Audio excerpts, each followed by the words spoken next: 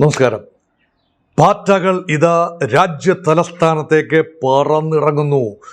ഡൽഹിയിലെ ജന്തർ മന്ദർ പാറ്റ സമാഗമ വേദിയായി മാറുന്നു.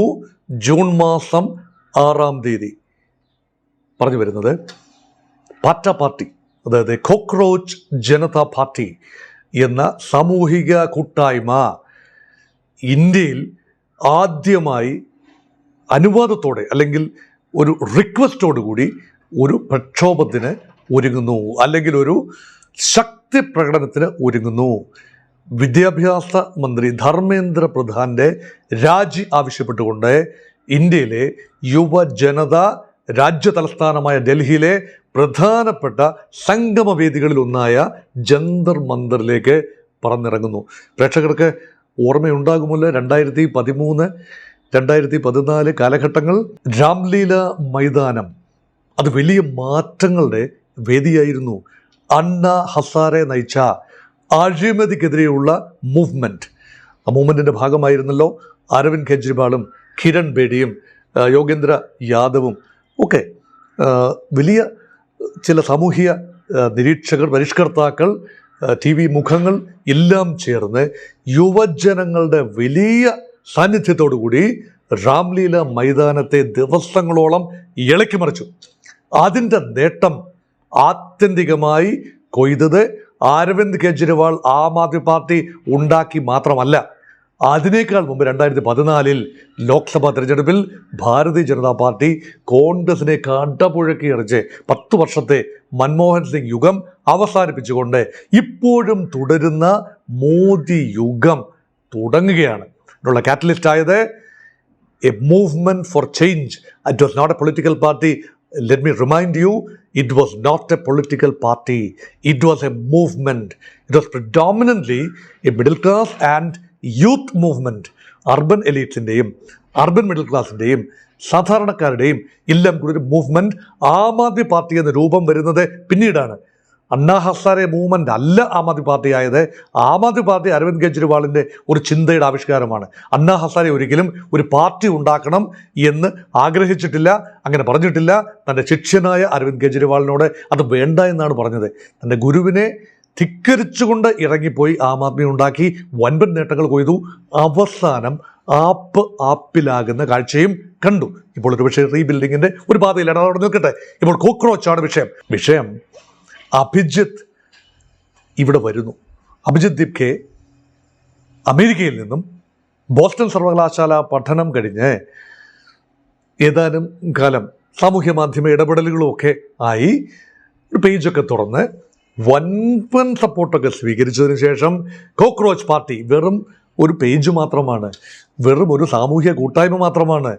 അത് ഒരു പാർട്ടിയൊന്നുമല്ല.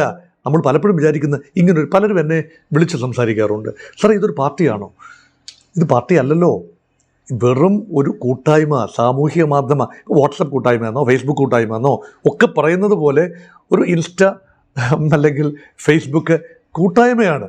അവിടെ ആ പേജ് ലൈക്ക് ചെയ്യുന്നവർ, അത് ഫോളോ ചെയ്യുന്നവർ, അതിലേക്ക് ചേരുന്നവർ, എത്തിച്ചേരുന്നവർ എല്ലാം വലിയ ഓളമാക്കി മാറ്റി രാജ്യവ്യാപകമായി മുഖ്യധാര മാധ്യമങ്ങളും ഓൺലൈൻ മാധ്യമങ്ങളും എല്ലാം തന്നെ വലിയ ആഘോഷമാക്കി മാറ്റിയ ഒരു celebration of the youth against the current socio political cultural and judicial establishment.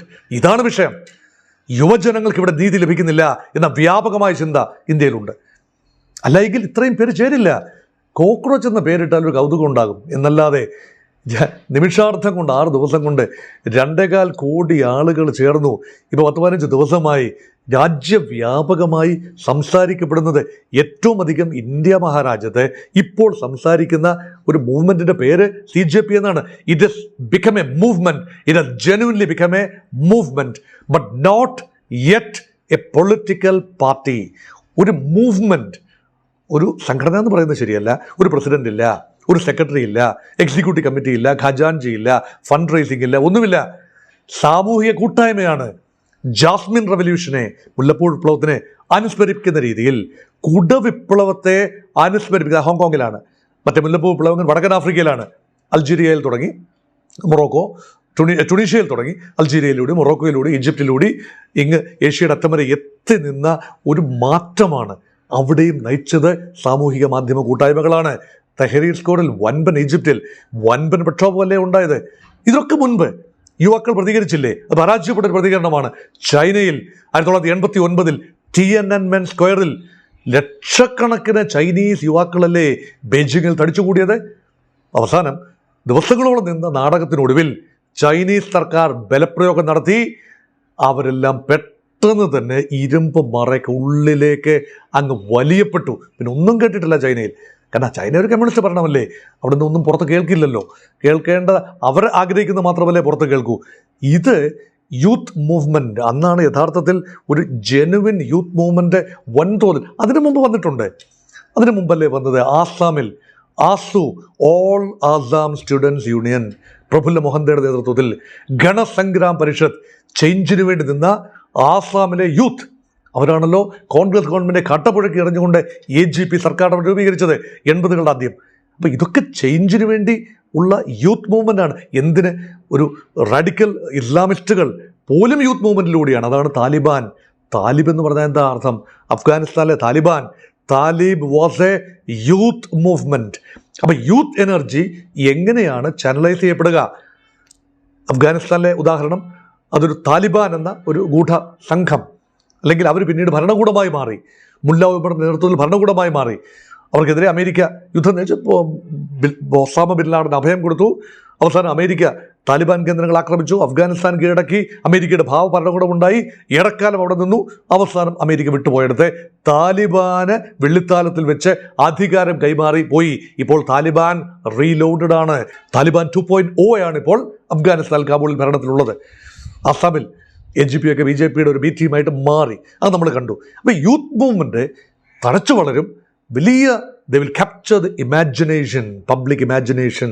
പിന്നീട് ഒന്നുകിൽ കാലയവനികയ്ക്കുള്ളിൽ മറയും, അല്ലെങ്കിൽ ഏതെങ്കിലും പാർട്ടിയുടെ ഭാഗമായി മാറും, അല്ലെങ്കിൽ അതിൻ്റെ ഫോക്കസ് നഷ്ടപ്പെട്ട് മറ്റെന്തെങ്കിലുമായി മാറും. ഇത് പലയിടത്തും പല രീതിയിലാണ് സംഭവിച്ചത്. ആ പശ്ചാത്തലം ഞാൻ വിശദമായി പറഞ്ഞതിൻ്റെ കാരണം CJP ഇന്ത്യയിൽ ക്ലച്ച് പിടിക്കുമോ എന്ന ചോദ്യമാണ് പ്രിയപ്പെട്ട പ്രേക്ഷകർ ചോദിക്കുന്നതെങ്കിൽ അത് മനസ്സിലാക്കാൻ വേണ്ടി കുറെ പശ്ചാത്തലം പറഞ്ഞു എന്ന് മാത്രം. CJPയിലേക്ക് തിരിച്ചു വരുന്നു. Abhijith Dipke is flying in to Delhi. June മാസം 6-ാം തീയതി പ്രക്ഷോഭത്തിൽ പങ്കെടുക്കാൻ യുവാക്കളെ ക്ഷണിച്ചിരിക്കുകയാണ്. അണിചേരൂ, CJP എന്ന രൂപത്തിൽ അണിചേരൂ. ഞങ്ങൾ ഇതുവരെ ഇലക്ഷൻ കമ്മീഷനിൽ പാർട്ടിയായി രജിസ്റ്റർ ചെയ്തിട്ടില്ല, ഇപ്പോഴും സാമൂഹിക കൂട്ടായ്മയാണ്. നാളുകളിൽ പാർട്ടി ആകണോ എന്ന് തീരുമാനിക്കാം, അത് പിന്നീട്. പക്ഷേ അരവിന്ദ് കെജ്രിവാളും അങ്ങനെ ആയിരുന്നല്ലോ, പാർട്ടി ഒന്നും രൂപീകരിച്ചത് പിന്നീടല്ലേ, ആദ്യം മൂവ്മെൻ്റ് അല്ലായിരുന്നു. അതുപോലെയാണ് അമേരിക്കയിൽ നിന്നും ബോസ്റ്റൺ സർവകലാശാല വിദ്യാർത്ഥി, അദ്ദേഹം പബ്ലിക് റിലേഷൻ സ്പെഷ്യലിസ്റ്റ് കൂടിയാണ്, അല്ലെങ്കിൽ മീഡിയ മാനേജ് ചെയ്യാൻ നന്നായി അറിയാവുന്ന ആളാണ്. അദ്ദേഹം ആം ആദ്മി പാർട്ടിയുടെ ഒരു മീഡിയ വിങ്ങിൻ്റെ ചുമതലയായിരുന്നല്ലോ 2000 മുതൽ 2020 മുതൽ 2023 വരെ. ആ പരിചയമുണ്ട്. ജോലി തേടി പോയതാണ്. മഹാത്മാഗാന്ധിയും പോയിട്ടുണ്ടെന്ന് ഓർക്കണം കേട്ടോ. മാരിപ്പിനെ പഠിക്കരുതേ. മഹാത്മാഗാന്ധി, അഭിജിത്ത് ദീപ്കയെ മഹാത്മാഗാന്ധിയോടൊന്നും ഉപയോഗിക്കാനുള്ള വലിപ്പമൊന്നും അഭിജിത്ത് ദീപ്കയ്ക്കില്ല. പക്ഷേ ഗാന്ധിജിയും ഇന്ത്യയിൽ എങ്ങനെ ക്ലച്ച് പിടിക്കാതെ അവിടെ ഗുജറാത്തിൽ പിന്നെ പോർബന്തറിലോ ബറോഡയിലോ അഹമ്മദാബാദിലോ ജാംനഗറിലോ ഒന്നും കാര്യമായ ഒരു തൊഴിൽ കിട്ടാതെ അങ്ങ് പോയതാണ് സൗത്ത് ആഫ്രിക്കയിൽ. അവിടെ പോയി റെയിൽവേ പ്ലാറ്റ്ഫോമിൽ വർണ്ണവിവേചന കാലത്തെ ചവിട്ടി വീഴ്ത്തി പ്ലാറ്റ്ഫോമിൽ കിടന്ന് നമ്മളറിയുന്ന ഗാന്ധി അങ്ങ് ജനിച്ചു. അതല്ലേ സത്യം? നമ്മളറിയുന്ന മഹാത്മാഗാന്ധി വെറും മോഹൻദാസ് കരംചന്ദ് മഹാത്മാഗാന്ധിയായി മാറുന്നതിൻ്റെ ആദ്യ പടിയായിരുന്നല്ലോ ആ ഒരു നീതി നിഷേധം. അപ്പാർത്തിയുടെ ദിനങ്ങളിൽ പീറ്റർ മാരിറ്റ്സ്ബർഗ് റെയിൽവേ സ്റ്റേഷൻ്റെ പ്ലാറ്റ്ഫോമിൽ കിടന്നുകൊണ്ട് ഗാന്ധി ചിന്തിക്കുകയാണ്, ഒരു മാറ്റം വേണം. CJP എന്നത് രൂപീകരിക്കുന്നത് അഭിജിത്ത് ദീപ്കെ എന്ന വ്യക്തി അവിടെ പ്ലാറ്റ്ഫോമിൽ, ലിറ്ററൽ പ്ലാറ്റ്ഫോം അല്ല കേട്ടോ, ഒരു പ്ലാറ്റ്ഫോമിൽ, സോഷ്യൽ പ്ലാറ്റ്ഫോമിൽ ഇങ്ങനെ കിടക്കുകയാണ്. ഇന്ത്യയുടെ ചീഫ് ജസ്റ്റിസ് സൂര്യകാന്തിൻ്റെ ഒരു പരാമർശം, അത് ഒരു പ്രത്യേക കോണ്ടെക്സ്റ്റിൽ നടത്തിയ ലീഗൽ ഫ്രട്ടേണിറ്റിയിൽ കടന്നുകൂടുന്ന ചില പുഴുക്കുത്തുകൾ, ചില തൊഴിലില്ലാ കമ്പനികൾ, അവരൊക്കെ വ്യവസ്ഥ പങ്കിലമാക്കുന്നു എന്ന് പറഞ്ഞത് യുവത അങ്ങോട്ട് ഏറ്റെടുക്കുകയാണ്. അഭിജിത്ത് ദീപ്കെ യുവത, ഇന്ത്യയിലെ യുവത, നീതി നിഷേധിക്കപ്പെടുന്ന അവസരങ്ങൾ നിഷേധിക്കപ്പെടുന്ന, അല്ലെങ്കിൽ നീറ്റ് പരീക്ഷ എഴുതി അത് കുളമാക്കിയ, അല്ലെങ്കിൽ CBSE പരീക്ഷ എഴുതി വാഗപ്പാടെ അത് ജന്നം ഭിന്നം ചെതറിപ്പോയ, വാല്യുവേഷനിൽ പതറിയ, ഇനി ജയിച്ചിട്ട് എന്താ കാര്യം, ജയിച്ചാൽ ഇവിടെങ്ങാനും ജോലി കിട്ടുമോ, അങ്ങ് പോകണം, വെളിയിൽ പോകണം, ഇതല്ലേ ഇപ്പോഴത്തെ യൂത്തിന് ചിന്ത. എന്തുകൊണ്ട് രാജ്യം വിട്ടു പോകാൻ? ചോയ്സസ്റ്റ് യൂത്ത് എന്തുകൊണ്ട് രാജ്യം വിടുന്നു? നമ്മുടെ രാജ്യത്തിന് വേണ്ട പരിഗണന യുവാക്കൾ കൊടുക്കാൻ കഴിയുന്നില്ല. പദ്ധതികളുണ്ട്, വലിയ വയല് വർത്തമാനം പറയും നമ്മുടെ രാഷ്ട്രീയക്കാർ. BJP-കാരും കോൺഗ്രസ്സുകാരും ഇടതുപക്ഷവും മാറി മാറി ഭരിച്ചല്ലോ പല സംസ്ഥാനങ്ങളും കേന്ദ്രവുമൊക്കെ. എന്താ കോരന് കഞ്ഞി കുമ്പിളിൽ തന്നെ. ഇതറിയാവുന്നവർ അഭിജിത് ദീപ്കെ ചിന്തിച്ചു. BJP-യിൽ അവർ സംതൃപ്തരല്ല, അവർ BJP-യിൽ പ്രതീക്ഷ വെച്ചു. നരേന്ദ്രമോദി വന്നപ്പോൾ മോദി വന്നു, എല്ലാം ശരിയാകും. ശരിയായില്ലല്ലോ. മൻമോഹൻ സിംഗ് എന്ന ബുദ്ധിമാൻ വന്നു, എല്ലാം ശരിയായില്ലല്ലോ. മോദി മാറി വേറൊരു രാഷ്ട്രീയക്കാരൻ വന്നു, രാഹുൽ ഗാന്ധി വന്നാൽ വല്ലതും ശരിയാകുമോ? ഇല്ല എന്നാണ് ഒരുപക്ഷെ യൂത്ത് ചിന്തിക്കുന്നത്. അതുകൊണ്ടാണല്ലോ രാഷ്ട്രീയ കക്ഷികളുടെ ഒരു മണം പോലും അടിക്കാത്ത രീതിയിൽ പൂർണ്ണമായി നിലവിലെ രാഷ്ട്രീയ കക്ഷികളെ തീണ്ടപ്പാടകലെ നിർത്തിയിരിക്കുകയാണ് ഈ പേജിലൂടെ അഭിജിത്ത് ദീപ്കെ. അതിനോടൊപ്പമാണ് ആ ചിന്ത പേർന്നവരാണ് വലിയ നമ്പർ യുവാക്കൾ. ഇപ്പോൾ നിലവിൽ ഒരു സോഷ്യൽ മീഡിയ ഇൻഡ്യൂസ്ഡ് ഒരു മൂവ്മെൻ്റാണ്. അതുകൊണ്ട് കുറച്ച് അർബൻ എലിറ്റിസ്റ്റ് ഒരു യൂത്തൊക്കെ ആയിരിക്കാം ഇപ്പോൾ ആ ബാൻഡ് വാഗണിൽ ചാടിക്കയറിയിരിക്കുന്നത്. നാളെ ഇത് ഗ്രാമാന്തരങ്ങളിലേക്ക് പകർന്നാട്ടം നടത്തി കൂടായിക ഇല്ല. ഇതൊരു ചിന്തയാണ്. വ്യക്തികളെ നമുക്ക് കൊല്ലാം, ഒരു ചിന്തയെ നമുക്ക് കൊല്ലാനാവില്ല. ആം ആദ്മി പാർട്ടി ഒരു ചിന്തയാണ്. ആ ചിന്ത ഒരു പാർട്ടിയായി വന്നപ്പോൾ കൊന്നുകളയാം. ED അന്വേഷണം, CBI അന്വേഷണം, അഴിമതി കഥകൾ, ചിലതൊക്കെ സത്യമുള്ളതും ചിലതൊക്കെ അസത്യവുമാണ്. കേജ്രിവാൾ പഴയ പുലി അല്ല, ഇന്ന് വീര്യമല്ലാതെ കുറഞ്ഞിരിക്കുന്നു. വൾനറബിലിറ്റി റിവീൽ ചെയ്യപ്പെട്ടിരിക്കുന്നു. Kings in the armour of AAP revealed. അത് വളരെ വലിയ മാറ്റമാണ്. അപ്പോൾ എല്ലാം ഒരേ നിറമാണ്. ആപ്പിന് പോലും ഒരേ നിറമാണ്. അതുകൊണ്ടാണല്ലോ അഭിജിത് ദീപ്കെ പറയുന്നത് ആപ്പിനെയും വിശ്വസിക്കുന്നില്ല, ഒരു പാർട്ടിയെയും വിശ്വസിക്കുന്നില്ല. പൂർണ്ണമായി നിലവിലുള്ള ഒരു രാഷ്ട്രീയ കക്ഷിയുടെയും ആരുടെയും പിന്തുണ ആവശ്യമില്ല. ഒരു രാഷ്ട്രീയ കക്ഷിയിൽ നിന്നും ഓഫർ ഞങ്ങൾ സ്വീകരിക്കുന്നില്ല. ഈ പേജിന് കിട്ടുന്ന സ്വീകാര്യത ഇന്ത്യൻ യുവത്വത്തിൻ്റെ സ്വീകാര്യതയാണ്. അവർ മാറ്റം ആഗ്രഹിക്കുന്നു. പക്ഷെ മാറ്റം, ഒരു ജനാധിപത്യ പ്രക്രിയയിൽ മാറ്റം ഉണ്ടാകുന്നത് എങ്ങനെയാണ്? അവരൊരു പാർട്ടി രൂപീകരിക്കണം, തെരഞ്ഞെടുപ്പിൽ മത്സരിക്കണം, പ്രചരണം നടത്തണം, ജനാംഗീകാരം വാങ്ങണം, ജയിക്കണം, ഭരണത്തിലെത്തണം. എങ്കിൽ മാത്രമല്ലേ ജനാനുകൂലമായ അല്ലെങ്കിൽ യൂത്ത് ബേസ്ഡ് ആയിട്ടുള്ള പ്രോഗ്രാംസ് കൊണ്ടുവരാനാവൂ. 30 വയസ്സിൽ താഴെയുള്ള യുവാക്കളിൽ ഇന്ത്യയുടെ പകുതി ജനസംഖ്യയും. അതൊരു വസ്തുതയല്ലേ? ഈ 142 കോടിയുടെ പകുതിയും യുവാക്കളല്ലേ? അല്ലെ 40-ൽ താഴെ പ്രായമുള്ളവരല്ലേ മഹാഭൂരിപക്ഷം ഇന്ത്യക്കാരും? 40 വയസ്സിന് മുകളിലുള്ളവർ ശതമാനക്കണക്കിൽ വളരെ കുറവല്ലേ? അങ്ങനെയെങ്കിൽ youth need A better share of the national cake അല്ലേ? ദേശീയ വരുമാനത്തിൻ്റെ, ദേശീയ ആസ്തിയുടെ, ദേശീയ അവസരങ്ങളുടെ ജനസംഖ്യ ആനുപാതികമായ പ്രപ്പോർഷനേറ്റായ ഒരു വിഹിതം ഇന്ത്യയിലെ യുവത്വത്തിന് ലഭിക്കുന്നില്ല എന്നത് വസ്തുതയല്ലേ? ആ വസ്തുത എങ്ങനെയാണ് ഭരണകൂടങ്ങൾ മാറി മാറി വരുന്ന BJP ഉൾപ്പെടെയുള്ള ഭരണകൂടങ്ങൾ എങ്ങനെയാണ് അഡ്രസ്സ് ചെയ്തത്? അവിടെയാണ് ഇപ്പോൾ മടിയിൽ കനമുള്ളവനല്ലേ വഴിയിൽ പേടിക്കേണ്ടതുള്ളൂ. BJP-യുടെ മടിയിൽ നല്ല ഖനമില്ലേ? ഞാൻ പാർട്ടി ഫണ്ടിനെ കുറിച്ചല്ല ഉദ്ദേശിച്ചത്, അല്ലെങ്കിൽ കോർപ്പറേറ്റ് ഫണ്ടിങ്ങിനെ കുറിച്ചല്ല ഉദ്ദേശിച്ചത്. ഭരണത്തിൻ്റെ ഭാരം മടിച്ചീലയുടെ രൂപത്തിൽ മടിയിലുണ്ടല്ലോ. അധികാരം, ഭരണം, സ്ഥാപനങ്ങൾ, ഭരണഘടനാ സ്ഥാപനങ്ങളുടെ മേലുള്ള അദൃശ്യമായ നിയന്ത്രണം എല്ലാം ഇപ്പോഴുള്ളത് ദേശീയ ജനാധിപത്യത്തിനല്ലേ? ശ്രീ നരേന്ദ്രമോദിക്കല്ലേ? ശ്രീ അമിത്ഷായ്ക്കല്ലേ? അവർ സുശക്തമായ ഭരണകൂടം നയിക്കുന്നു, സംശയമൊന്നുമില്ല. കോർഡിനേറ്റഡ് ആണ്, വെൽ ഓയിൽഡ് മെഷീനറിയാണ്, അഴിമതി കുറവാണ്. UPA ഭരണകാലത്തേക്കാൾ വ്യക്തിഗത അഴിമതി കുറവാണ്. സിസ്റ്റമിക് അഴിമതിയുണ്ട്. അഴിമതി എന്ന് പറയുന്നത് നമ്മൾ രണ്ടായിട്ട് കാണണം. മന്ത്രിമാർ, മോഡി മന്ത്രിസഭയിലെ മന്ത്രിമാർ കാര്യമായ അഴിമതി ആരോപണ വിധേയരായിട്ടില്ലല്ലോ. കെടുകാര്യസ്ഥതയുണ്ട്, വെല്ലപ്പോക്കുണ്ടൊക്കെ ഉണ്ട്. വിദ്യാഭ്യാസ മന്ത്രിയുടെ ഉൾപ്പെടെ എന്തൊരു കെടുകാര്യസ്ഥതയാണ്. CBSE സംവിധാനത്തിൻ്റെ ക്രെഡിബിലിറ്റി പോയില്ലേ? നീറ്റ് എത്ര പ്രതീക്ഷയോടെ 4,00,000 പേരല്ലേ പിന്നെ ആ പരിപാടിയിലായത്. അപ്പം ഇതൊക്കെ ഒന്ന് 1,4 കോടി പേര് ഇത്രയും പേര് പിന്നെ പെരുവഴിയിലാകുന്ന ഒരു അന്തരീക്ഷം, ഇതൊക്കെ വിശ്വാസ്യത തകർത്തു.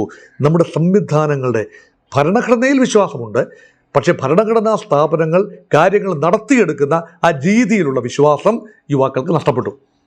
അപ്പം അവിടെ ഇന്ത്യയിൽ വരാനിരിക്കുന്നത് ഒരു വിപ്ലവമാണോ, നിശബ്ദമായ വിപ്ലവം ഇപ്പോൾ സർഫസിൽ വരികയാണോ?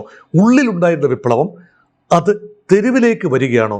അതുകൊണ്ടാണ് ജൂൺ 6-ന് വേണ്ടി ഒരുപാട് പേര്, സാമൂഹ്യ മാധ്യമങ്ങൾ ഉൾപ്പെടെ ഒരുപാട് പേര് കാത്തിരിക്കുന്നു. എന്താണ് ഈ പറയുന്ന ഡൽഹിയിലെ തെരുവുകളിൽ നടക്കാൻ പോകുന്നത്? ആ സമ്മേളനം നടക്കുമോ? ഉറപ്പില്ല, എനിക്കൊരു ഉറപ്പുമില്ല. സമ്മേളനം നടക്കുമെന്ന് പറഞ്ഞ് ബാംഗ്ലൂരിൽ സമ്മേളനം ഉണ്ടാകും കഴിഞ്ഞ ആഴ്ച എന്ന് പറഞ്ഞു, ഇവിടെ പോയി നടന്നില്ല. മധുരയിൽ ഒരു ചെറിയ സമ്മേളനം നടന്നു, സമ്മേളനമല്ല കൂടി വരവ്. അപ്പം ഇങ്ങനെ ചില കൗതുകക്കാർ, ഡൽഹിയിലെ യുവാക്കൾ കൂടി വരുന്നതേ ഉള്ളൂ. അവർക്കെതിരെ ബലപ്രയോഗം നടത്തുമോ? നാളുകളിൽ കൂടുതൽ സ്ഥലത്ത് സമാന്തരമായി യൂത്ത് മൂവ്മെൻറ്റ് ശക്തിപ്പെടുമോ? ഇതിനെ ഒരു അരാഷ്ട്രീയ കൂട്ടായ്മ എന്ന് പറയാമോ? അതോ അവർ പറയുന്ന രാഷ്ട്രീയം നിലവിലെ രാഷ്ട്രീയവുമായി ചേർന്ന് പോകുന്നില്ല? നിലവിൽ നമ്മളൊക്കെ രാഷ്ട്രീയമെന്ന് പറയുമ്പോൾ ഉണ്ടാകുന്ന ചില സൂചനകളുണ്ടല്ലോ, അതുമായി ചേർന്ന് പോകാത്ത ഒരു പുത്തൻ തലമുറ രാഷ്ട്രീയമാണ് ഈ അരാഷ്ട്രീയ ബോധം എന്ന രീതിയിൽ, അരാഷ്ട്രീയ അവസ്ഥ എന്ന രീതിയിൽ വിവക്ഷിക്കപ്പെടുന്ന ഒരു പക്ഷേ അതിൻ്റെ പ്രയോജകരാണോ ഈ പാർട്ടാ പാർട്ടിക്കാർ? ഇപ്പോൾ ചാനൽ ചർച്ചകൾ ഉൾപ്പെടെ പാർട്ടാ പാർട്ടിയുടെ പ്രതിനിധികൾ എന്ന പേരിൽ, ഇങ്ങനെ പാർട്ടിയില്ലല്ലോ, അവരുടെ പിന്തുണക്കാർ ചിലരൊക്കെ ചർച്ചകളിൽ പങ്കെടുക്കുന്നുണ്ട്, അവർക്ക് പലരും ആവിഷ്കരിക്കുന്നുണ്ട്. ഇതൊക്കെ നോക്കിക്കഴിയുമ്പോൾ ഒരു മാറ്റം ആവശ്യമാണ് എന്ന് വലിയ നമ്പർ ഇന്ത്യക്കാർ ചിന്തിക്കുന്നു. പക്ഷെ മാറ്റത്തിന് ചേരുന്നത് BJPയെ മാറ്റി കോൺഗ്രസിനെ, അല്ലെങ്കിൽ NDAയെ മാറ്റി ഇന്ത്യ മുന്നണിയെ അധികാരത്തിൽ കൊണ്ടുവന്നാൽ ഇടതുകാലിലെ മന്ത് വലതുകാലിലേക്ക് മാറുന്നു എന്ന നിലയിലല്ലേ കാണാനാവൂ? ഇതാണ് യുവാക്കൾ ചോദിക്കുന്നത്. നമ്മളെല്ലാം കണ്ടല്ലോ, അല്ലെങ്കിൽ തങ്ങൾ ചരിത്രം വായിച്ചു മനസ്സിലാക്കിയല്ലോ, അല്ലെങ്കിൽ തങ്ങളുടെ പിതാക്കന്മാർ അനുഭവിച്ച ഒരു ദൈന്യതയുണ്ടല്ലോ. തങ്ങളും എന്തിനനുഭവിക്കണം? തങ്ങളുടെ ഭാവി ഭാസുരമാക്കാൻ, തങ്ങൾക്ക് പുതിയ ഇന്ത്യയെ സൃഷ്ടിക്കാൻ ഒരവസരം തരൂ എന്നാണ് പാർട്ടാ പാർട്ടിക്കാർ. അപ്പോൾ സ്വാഭാവികമായി വിരളി പിടിക്കും.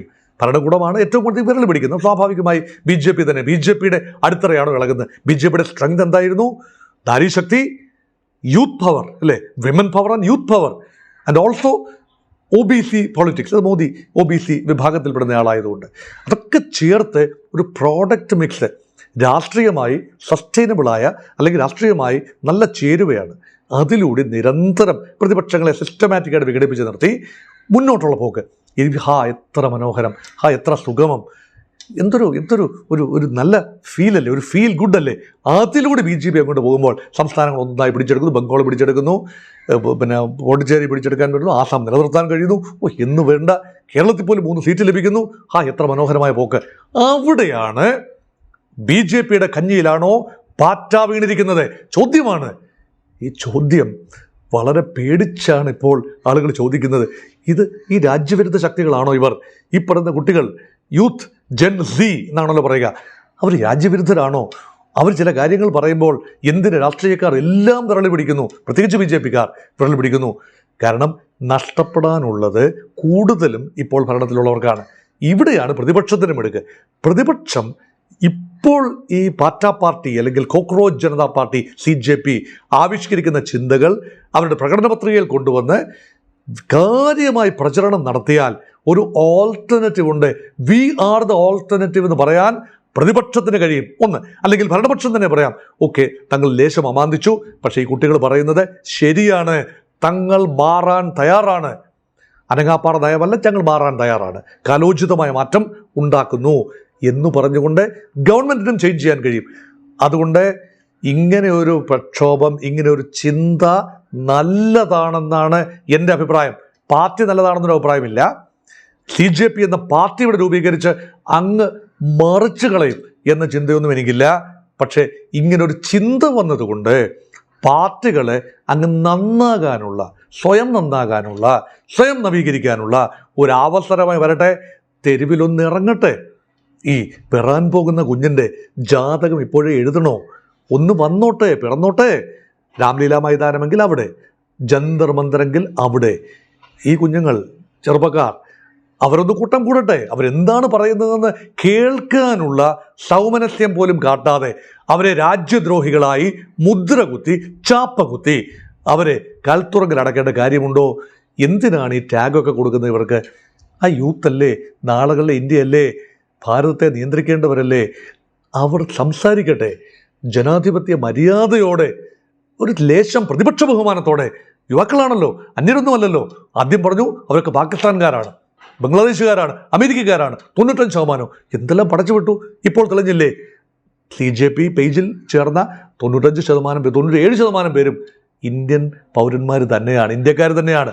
അപ്പം ഇതിനുള്ളിൽ നുരഞ്ഞു പൊങ്ങിയിരുന്ന ഒരു പ്രതിഷേധം ആരും കണ്ടില്ല. ഏതോ സിനിമയിൽ പറയുന്ന പോലെ സത്യത്തിൽ ആരും ബാർബറാം ബാലനെ അല്ലേ, സത്യത്തിൽ ആരും തിരിച്ചറിഞ്ഞില്ല. ഒരു പാർട്ടിയും തിരിച്ചറിയപ്പെടാതെ പോയ യുവശക്തി, വീര്യം, ആ ആദർശം എല്ലാം പെട്ടെന്ന് പുറത്തു വരികയാണ്. അത് ഭൗതികമായി രാംലീല മൈതാനത്തും ജന്തർ മന്ദറിലും പലയിടങ്ങളിലും ആവിഷ്കരിക്കട്ടെ. കൈവിട്ടു പോകാതെ നോക്കേണ്ടത് പോലീസിൻ്റെ കടമയാണ്. അവർ അക്രമം കാട്ടാൻ പാടില്ല, അവർ നിയമം കയ്യിലെടുത്ത് പന്താടാൻ പാടില്ല, അവർക്ക് കിട്ടുന്ന ജനപിന്തുണയിൽ അഹങ്കരിക്കാൻ പാടില്ല. അതിനെ ക്രിയാത്മകമായി മുന്നോട്ട് പോയാൽ സ്വയം തിരുത്താൻ ഇന്നത്തെ രാഷ്ട്രീയ കക്ഷികൾ കഴിയട്ടെ. ഇനി അങ്ങനെയല്ല, യുവാക്കൾക്കൊരു പാർട്ടി രൂപീകരിക്കണമെന്ന് ആഗ്രഹമുണ്ടെങ്കിൽ ഇവിടുത്തെ നിയമം തടയുന്നില്ലല്ലോ. ആരാണ് തടയുന്നത്? അത് ആർക്കും ഒരു പാർട്ടി രൂപീകരിക്കാൻ പറ്റും. അഭിജിത്ത് ദീപ്ക ഇന്ത്യൻ പൗരനാണ്. അവിടെ പഠിച്ചു പോയതുകൊണ്ട്, അമേരിക്കയിൽ പഠിച്ചു പോയതുകൊണ്ട് അദ്ദേഹം ഇന്ത്യൻ പൗരൻ അല്ലാതാകുമോ? അമേരിക്കയിൽ പഠിച്ചിട്ട് തിരിച്ചു വരരുതോ? ഞാനതുകൊണ്ടാണ് പറയുന്നത്, ഗാന്ധിജിക്ക് ഇവിടുന്ന് അവിടെ പോയി, സൗത്ത് ആഫ്രിക്കയിൽ പോയി, അവിടെ ഏറെക്കാലം ജോലി ചെയ്ത് തിരിച്ചു വന്നില്ലേ? എന്നിട്ട് ഇവിടെ പ്രക്ഷോഭം നയിച്ചില്ലേ? രാഷ്ട്രപിതാവായി മാറിയില്ലേ? അഭിജിത്ത് ദീപ്കയ്ക്ക് അത്രയൊന്നും വലിപ്പം ഉണ്ടാവില്ല. പക്ഷേ ആ വലിപ്പം BJP ആയിട്ട്, ഇപ്പോഴത്തെ പ്രതിപക്ഷമായിട്ട് അദ്ദേഹത്തിന് ആ വലിപ്പം കൊടുക്കാതെ ഇരുന്നാൽ അദ്ദേഹത്തിനല്ല പ്രാധാന്യം, ദീപ്കയ്ക്കല്ല പ്രാധാന്യം, മറിച്ച് ഇദ്ദേഹം കൊണ്ടുവന്ന ഒരു ആക്ഷേപഹാസ്യമായിട്ടായിരിക്കും, സറ്റയറിൻ്റെ രൂപത്തിലായിരിക്കും. പക്ഷെ പറയുന്നതിൽ കാര്യമുണ്ടോ എന്നതാണ് വിഷയം. അതിനുവേണ്ടി നമുക്ക് കാതോർക്കാം, രാജ്യത്തിന് കാതോർക്കാം, ഭരണകൂടത്തിന് ചെവികൾ തുറന്നിരിക്കട്ടെ എന്ന് ആശംസിച്ചുകൊണ്ട് അവസാനിപ്പിക്കട്ടെ.